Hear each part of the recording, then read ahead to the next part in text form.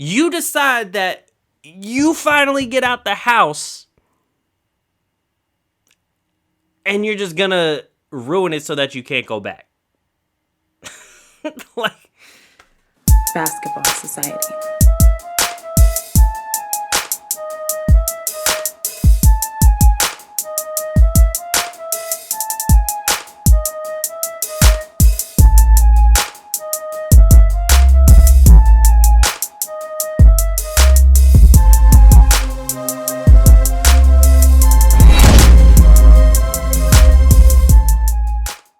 what's going on, everybody? Welcome back to another episode of The Atlantic Files, the number one podcast on the number one division in the NBA, brought to you by BasketballSocietyOnline.com and the Underdog Sports Podcast Network, joined by your host, myself, Alex Fishbein. So, we are in the middle of the playoffs now. We have the first round going on. All of the Atlantic teams have played 2 games because at the time we're recording this is before the Nets and Celtics play their third game and the Knicks and Hawks play their third game. So what we're going to do is we're going to get a little, just like a brief little overview of each of these series. We're going to talk about some of the end of the season awards that are coming out now.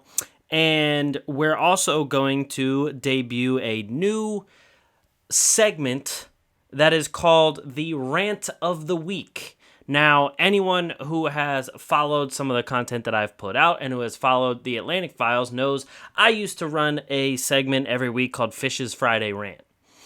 So essentially, it's going to be sort of like that, but it's just a rant on here. Going to be pretty short, and whatever basketball topic that's going on that's weird or crazy right now, we're going to rant about it. So stay tuned for that because we're talking about fans pulling off some of the crazy stuff that they've been pulling off lately. So we're going to talk a little bit about that. So without further ado, let's get into the playoffs. We have the Celtics versus the Nets. The Nets are up 2-0 right now. They play later on today. Today is Friday. They play later on today, and the Nets won the first 2 games 104-93 and 130-108. Kevin Durant being the high scorer in both of those games. And this series is pretty much going exactly how we expected it to go. Especially with the Celtics not having Jaylen Brown, it especially was expected to go in blowout fashion. Probably a sweep, but hey, if Boston can sneak one at home, at least they get a win at home for their fans. But it's not looking like it. Pretty much, so in all the 4 factors, according to Basketball Reference, there are 4 factors in a game that kind of judge how a series or game is going to go or who's going to win. Brooklyn is leading in all 4 of those factors, and that is effective field goal percentage, turnover percentage, offensive rebound percentage, and free throw per field goal attempt. Brooklyn's winning in all 4 of those by a pretty healthy margin. Offensive rating-wise, Brooklyn's at 123.5, Boston's at 106. Points per game straight off the rip, Brooklyn is at 117, while Boston's at 100.5. The big 3 for Brooklyn are doing, again, exactly what we expected. You got Durant averaging 29 and 10. You got Kyrie at 22, 6 and 3.5.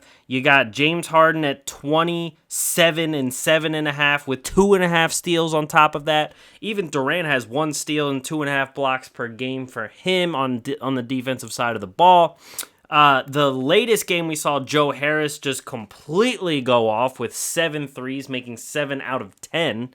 And he's actually making 56% of his threes in this series alone, which is just ridiculous. He's now up to 9 of 16 in this series. So that first game, he only had 2, and they still won by 11. The second game, they win by 22, and he had 7. So you see how much that offense can grow the moment one of the non-Big 3 members starts hitting some shots.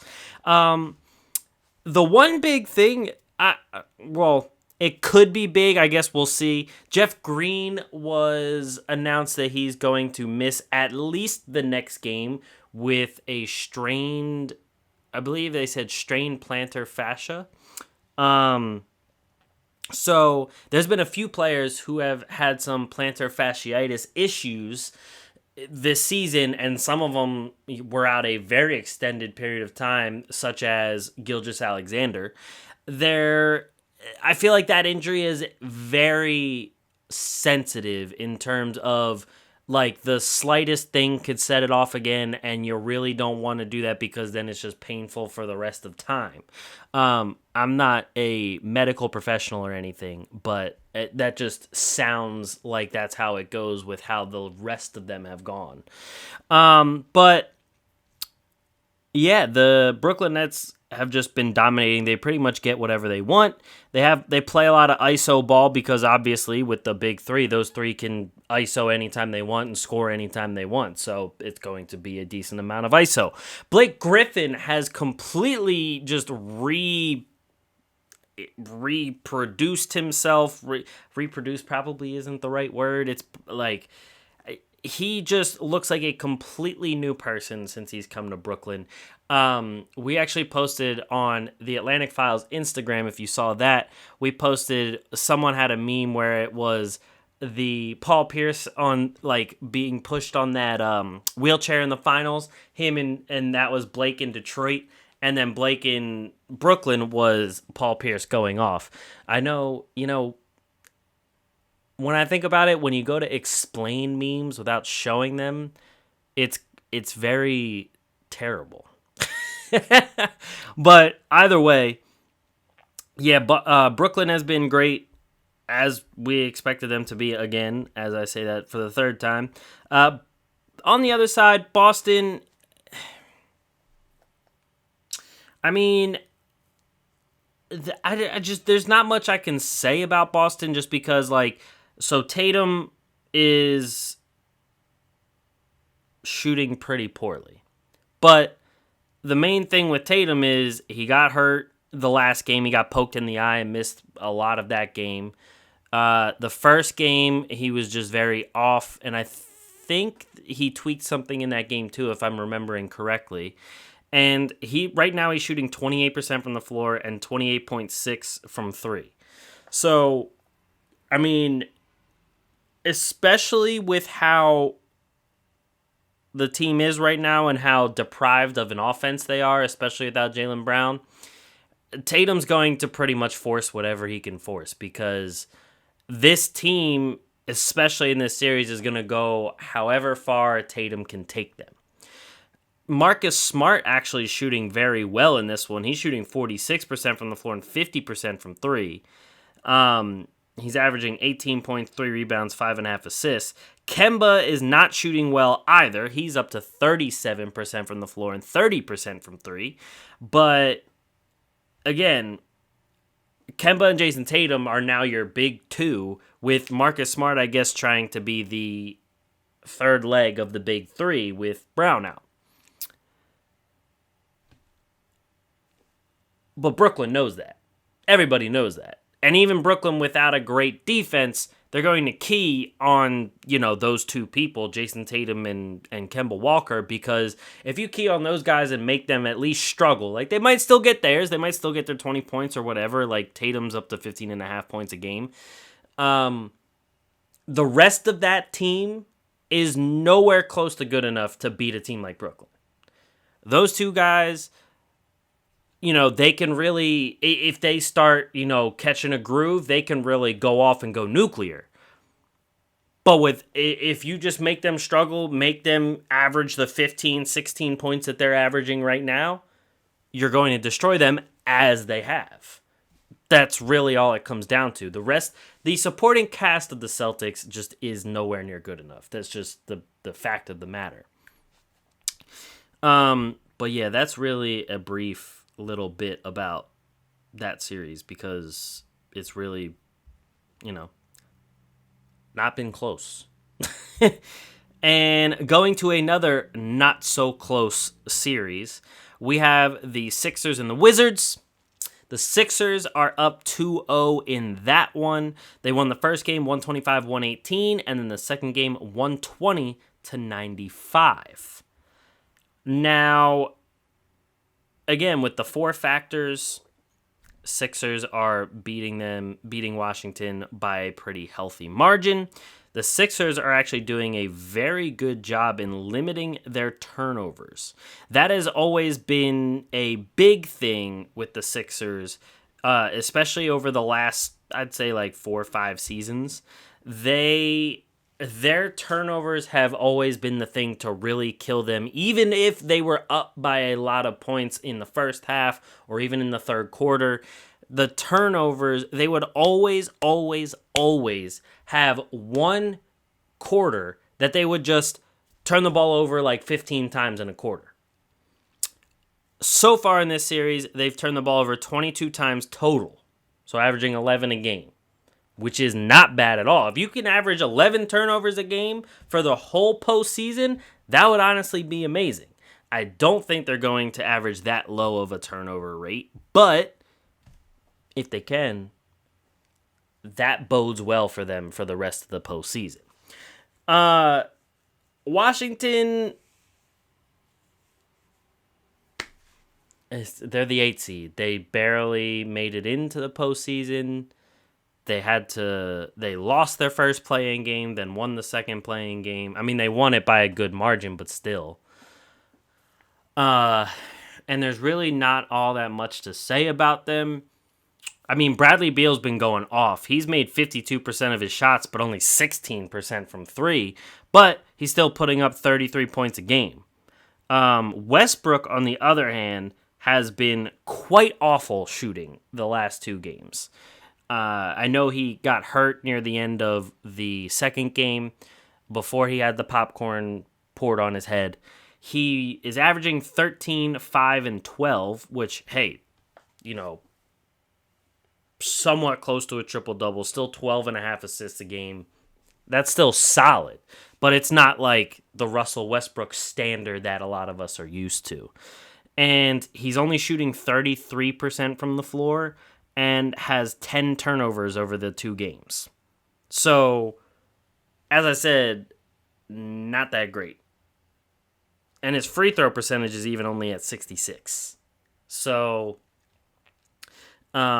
I mean, that's one area that you can see why the Wizards would be getting destroyed, because they have to have Bradley Beal and Russell Westbrook clicking at the same time, going off on fire for them to win, especially over the Sixers or any other top 5 teams, but also in general when they actually did beat somebody like the Pacers or, I mean, even against the Celtics, they still needed them to both go nuclear at the same time, and it just didn't really work out. So we're waiting to see kind of what that injury at the end of the last game is going to look like for Russell Westbrook. But at the same time, Seth Curry also needed help off the court in that game earlier, and we have to see if that's going to affect him going on with this series and even the rest of the postseason, because especially as a shooter who's coming off a lot of screens, who's running around the court a lot, I mean, a bothersome ankle could mean a little bit off on your shot, which then could throw the whole thing off. So there's a lot of questions still surrounding those injuries. But all in all, the Sixers' big three has been pretty great. Simmons is averaging a triple-double. He's averaging 14, 12, and 11 with 1.5 steals and a block per game. Joel Embiid's putting up 26, 6, and 3. Tobias is putting up 28, 7, 1, and 1. I mean, their big three is doing everything you could ask of them to do. All 3 of them are even shooting over 55% from the floor. Tobias is shooting 57, Joel's shooting 60, and Ben is shooting 58% from the floor. 3-point wise, Tobias is at 37, Joel's at 42. Tobias hasn't even missed a free throw yet. Joel's only missed 1. I mean, these guys are all shooting well. They're all playing well. They're all defending well. Tobias has played some of the best defense of his entire career this whole season, to be honest with you, too. And then you get down to the supporting cast members. Seth Curry, obviously, went off with that injury, but still had some meaningful buckets in the second game, but also in the first game. Danny Green has been decent. Like, he's shooting 66%, but he just hasn't shot the ball much. He's only shot the ball 9 times total. Or, sorry, that was Furkan. He's also shot the ball 9 times total within the last 2 games. So, just hasn't really, there's not much of a volume there, but at least he's making it at a higher clip. But one of the X factors, I think, for the Sixers, especially so far, is George Hill. And this is exactly why they made this deal before the trade deadline. It was for the playoffs. They didn't really care, how well George Hill did during that regular season, or even if he played that many games when he was coming back from that injury. But they knew he was at least a steadying veteran force that could come off the bench and at least be able to settle the guys down and drive them in a, straight ahead, keep it steady fashion. And he's done exactly that. I mean, he's made his shots. He's also shooting above 50%. He's at 9 points, 1 rebound, 2 assists a game. Like, he's also played okay defense. They put him on, Bradley Beal at times, and then Beal has went off on him, which I kind of expect that, to be honest with you. But all in all, George Hill is doing exactly what they wanted of him out of that trade that they got him. And then we can't move on without talking about Matisse Thybulle, the only person in NBA history to come off the bench, play less than 20 minutes in a game, and get 5 blocks and 4 steals. That might be the other way around, but you get what I'm talking about. That, honestly, is pretty insane, if you ask me. That's pretty insane. So, moving on to probably the most entertaining series of the Atlantic team's first round series. We have the Hawks and the Knicks. The first game came down to the wire with Trae Young hitting a game winner. The Hawks won that 107-105. Last night, the Knicks looked like they were in a lot of trouble, but made a big comeback, and they ended up winning the game 101-92. Trae Young was the leading scorer in both games. Not really surprising. But as of right now, the 4 factors, Atlanta is leading in those 4 factors in 3 of the 4 of them. Turnover percentage isn't by much, though, but effective field goal and free throw per field goal attempt have a good little bit of a margin there. And the Knicks are way outpacing them in offensive rebound percentage. The Knicks also have a higher offensive rating and a higher points per game right now. And I think right now the big difference is that the Hawks are able to contain Randall and Barrett. And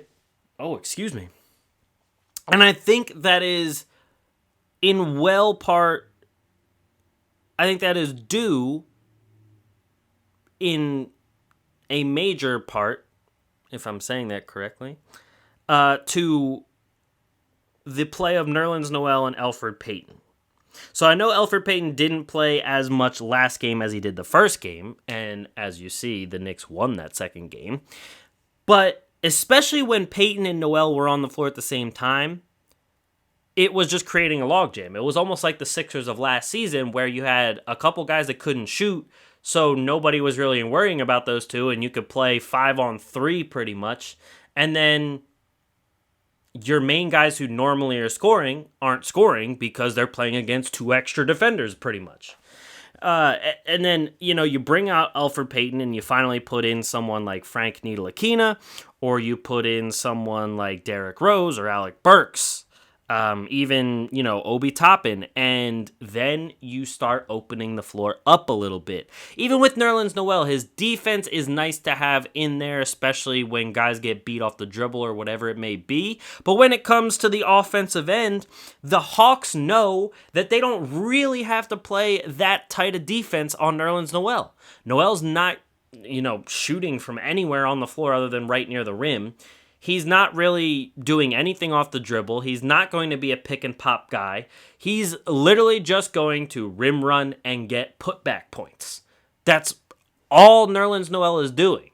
And that allows the Hawks to be able to play a lot more help defense off of Nerlens Noel, because as long as you're ready to get up and block that lob attempt, I mean, you're pretty much rendering Nerlens Noel useless. So, I'm curious to see if Tibbs comes up with some sort of other, strategy with Noel. It looks like, I would hope that in the next game they just don't play Peyton at all. I would definitely give Peyton's minutes to Ntilikina, even if Frank isn't, making all of his shots. Elfrid Payton didn't hit a single shot. He was 0 for 5. He had 1 point in both games out of a free throw because he missed one of them. And he had 1 assist, 1 steal, 1 foul. Over 2 games where he played 13 minutes. Frank so far has only played 1 minute, and that was in last game. And they just kind of threw him in at the end to all of a sudden cover Trae Young. That's a bit of throwing a guy into the fire, if you ask me. But, I would give his minutes to Frank. I would give a little bit more minutes to maybe Quickly or even Obi Toppin. Obi's only played like 24 minutes in the 2 games. There's definitely better people that you can give those minutes to rather than Elfrid Payton. With Noel, I think you still have to give him minutes, especially because of his defensive contributions. Almost like how the Sixers use Matisse Thybulle, like when his offensive side, a lot of guys aren't really respecting his offensive game and what he can do, but on the defensive end, he has such a high impact that, it kind of balances out just a tiny bit of having him out there. But I do think that they're at least going to have to try and force the issue of getting the ball into Noel to at least get him some kind of buckets down there, just because, just to keep them honest, just to make sure that their defense can't keep, gravitating towards the ball and just leaving Noel alone. Especially when you have a guy like Julius Randle who also operates a lot in the post and can bring it out and play mid-range and whatever it may be. You need Randle and Barrett to step up the most, because there were your 2 leaders throughout the whole season. Right now, they're averaging 15 and 13.5 points respectively. But Randle has 7 turnovers over the 2 games, and he just hasn't shot well at all. He shot 28% from the floor, 30% from 3. RJ has shot 37% from the floor and 27% from 3. So really, right now, the 2 offensive leaders on the team have been Burks and Derrick Rose. And that's okay, but if you want to win a series, especially against an offensive player like Trae Young, who can be a big-time playmaker, and we've seen him be a huge scorer as he's led both games scoring with 32 and 30, your 2 guys need to step up here. That's the main thing. If Randle and Barrett can step up and get back to the scoring that they were doing all season in these next 3 games, then I think the Knicks can win in 5. But it has to be a consistent step up from Randle and Barrett. That's plain and simple. But looking at the rest of the playoffs, I'm not going to get into the other series as much as we were getting into the Atlantic ones.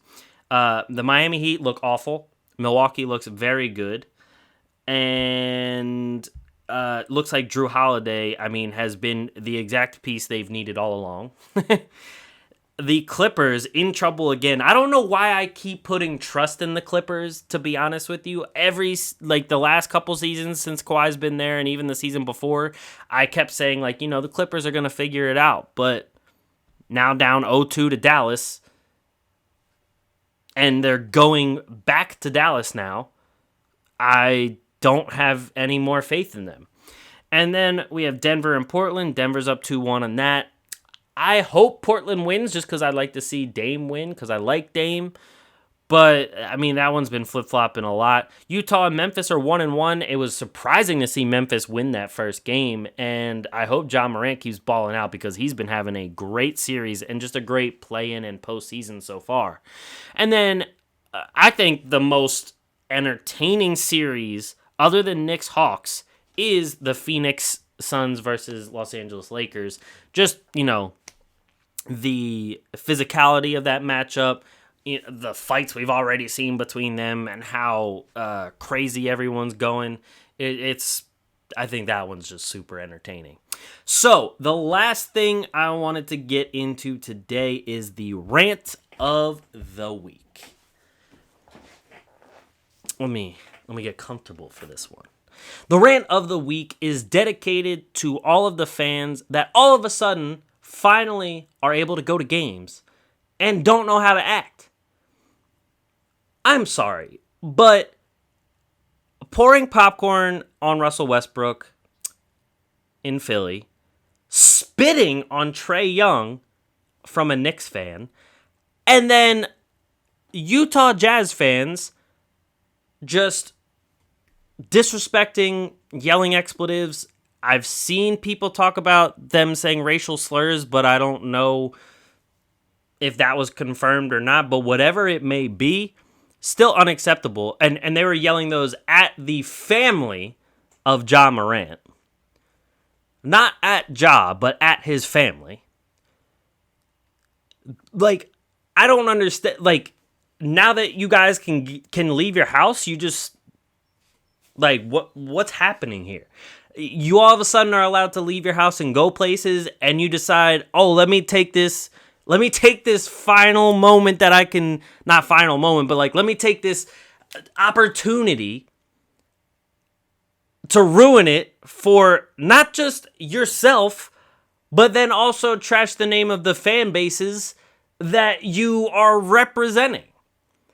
Like, it doesn't make any sense to me. And the thing that also kind of flabbergasted me was the fact that we're talking about the popcorn getting poured on Westbrook.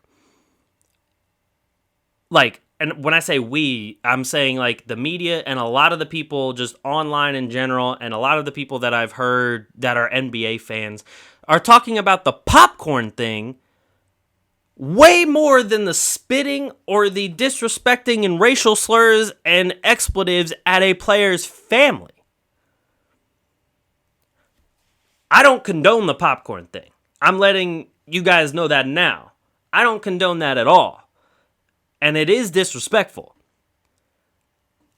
But if you're telling me the whole popcorn thing was worse than the spitting, I'm not even talking about the other thing, but the spitting had to have been way worse than the popcorn thing.